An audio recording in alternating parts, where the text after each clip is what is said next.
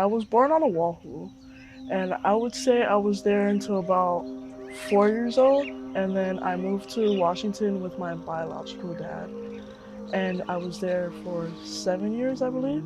So up until I was like 6 years old, I grew up around a lot of drugs and a lot of alcohol.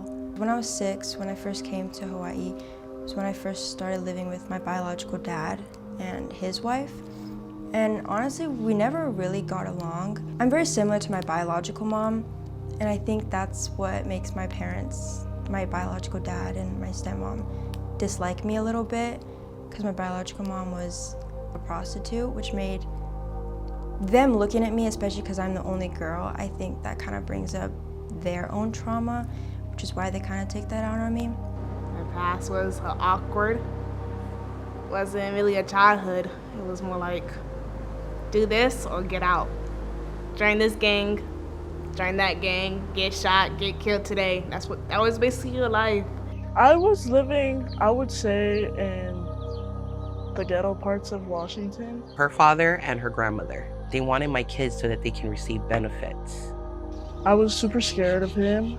They were telling me that she didn't want to talk to us anymore. They found out that I was contacting my mom, and that's when things got super bad.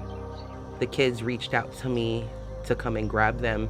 Ever since my grandma passed away, I kind of needed something to keep me going. They were going to send me either Job Corps or Youth Challenge, so they wanted to send me anywhere that they could. Up there in Seattle, there's something that happened up there that came with her, and then she hasn't let it go yet, meaning just her whole character, the survival mode. She was acting out because there was so much stuff going on at home. How do I say this in like a You can say it in any way you want. Okay, well, I wanted to commit suicide. Life, it just felt like, I just felt trapped with myself. What about now? No, not at all. I think that was a big impact. That day was when my dad, because he's not my real dad, he's my stepdad. It was more like, yeah, when my dad died, that was very hard. I was only 12 years old. He was there for me, and even when my real dad should have been there, he took over. Because when he did die, I tried to kill myself. All I wanted was to be with him.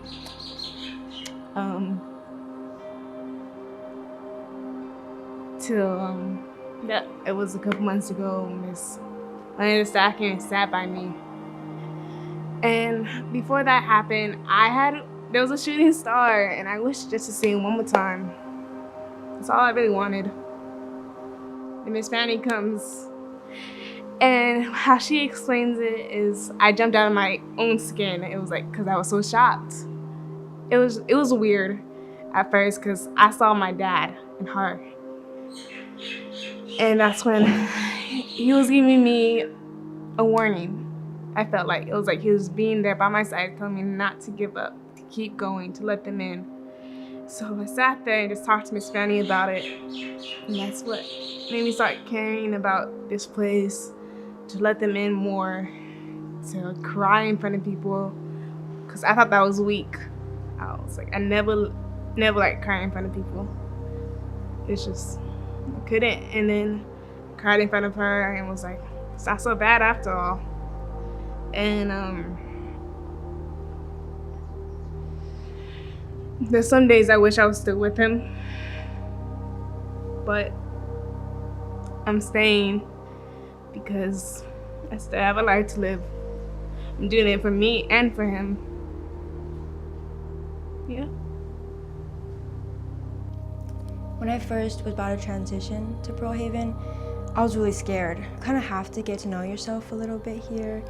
You have to do the things that scare you, like open up and kind of communicate when you're triggered or when you need something, or kind of learn how to advocate for yourself. And it also teaches you what healthy boundaries are, and how to have healthy relationships with adults and peers. I went to Pearl Haven on a Thursday, and when I got there, it was like, it looked too good to be true.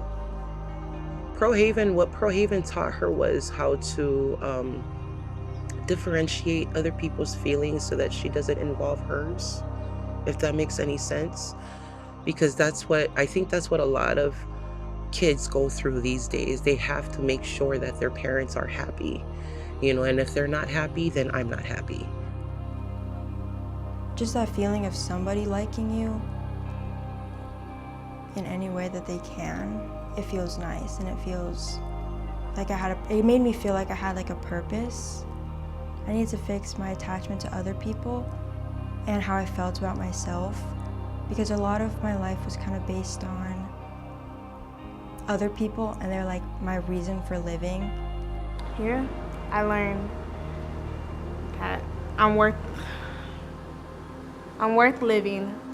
I'm worth to be loved.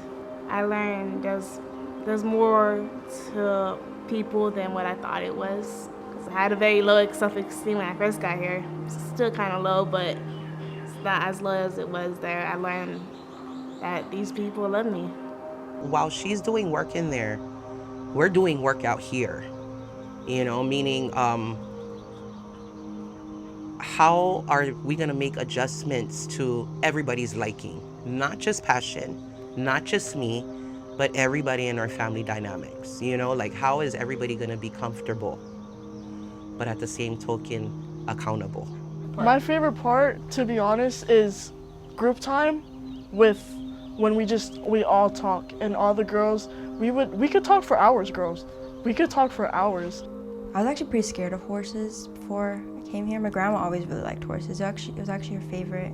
I didn't know, but you have to like build a connection with the horse, so it was nice. I think equine's definitely my favorite.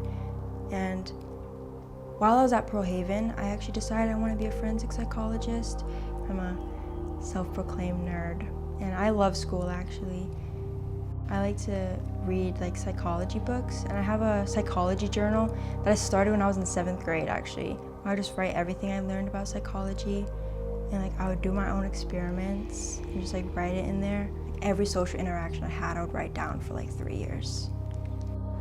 Yeah, I want to be in school. School is like my safe place. Why? I love learning new things. I love a good challenge. What's your favorite subject? So, it's history, but I'm really good at math. I'm just proud and sad at the same time, because these girls who are coming in, with my experience, I think support helps, support really, really helps. Even if they don't have a mom, even if they don't have a dad, Pro Haven, they helped a lot. The staff loves you. They really do love you. They won't give up on you, even though you want them to. We care for you. We ain't going nowhere. You're gonna have to stick with us. Whoever comes here, stay motivated. Don't give up on yourself. Because you live once. I will say, stay motivated.